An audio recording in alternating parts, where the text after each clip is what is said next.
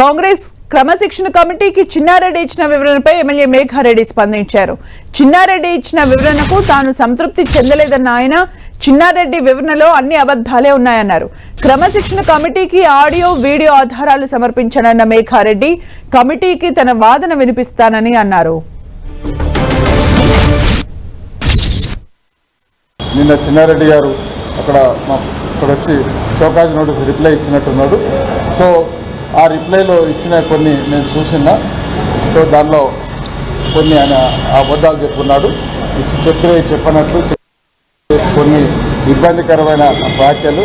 నేను అసలు ఏఐసిసిని ఏమనలేదు, పిసిసిని ఏమనలేదని చెప్పే ప్రయత్నం చేస్తున్నాడు. దానిలో ఆయన 2-3 విషయాలు చెప్పుకున్నాడు.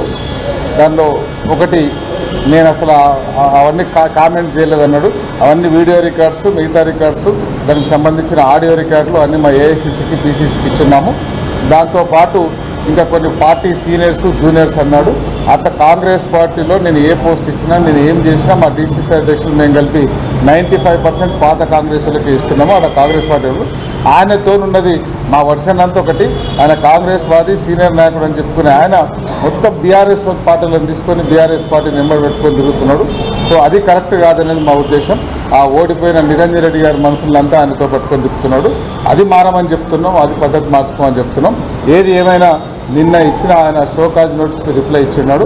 సో ఆ రిప్లైలో అన్ని అబద్ధాలు ఇచ్చున్నాడు, యాక్షన్స్ అని పక్కన పెట్టినాడు. కానీ ఆ వీడియో రికార్డ్స్, ఆడియో రికార్డ్స్ మిగతా ఈ 28 నెలలు ఆయన ప్లానింగ్ బోర్డు వైస్ చైర్మన్ అయినప్పటి నుంచి అక్కడ ఏమేమి చేస్తున్నాడు. ఒక కాంగ్రెస్ పార్టీ సీనియర్ నాయకుడిగా ఆయనకి ఇవ్వాల్సిన గౌరవం అంతా ఇచ్చింది. ఆయన్నే కాంగ్రెస్ పార్టీని కన్నతల్లి లాంటి కాంగ్రెస్ పార్టీ అనుచిత వ్యాఖ్యలు చేసినందుకు ఆయన మీద చర్యలు తీసుకోవాలని మళ్ళీ కూడా డిమాండ్ చేస్తున్నారు.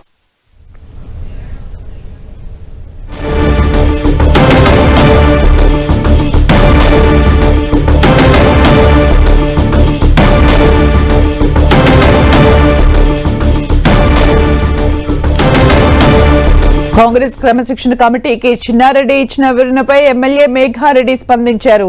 చిన్నారెడ్డి ఇచ్చిన వివరణకు తాను సంతృప్తి చెందలేదన్న ఆయన, చిన్నారెడ్డి వివరణలో అన్ని అబద్ధాలే ఉన్నాయన్నారు. క్రమశిక్షణ కమిటీకి ఆడియో వీడియో ఆధారాలు సమర్పించానన్న మేఘారెడ్డి కమిటీకి తన వాదన వినిపిస్తానని అన్నారు.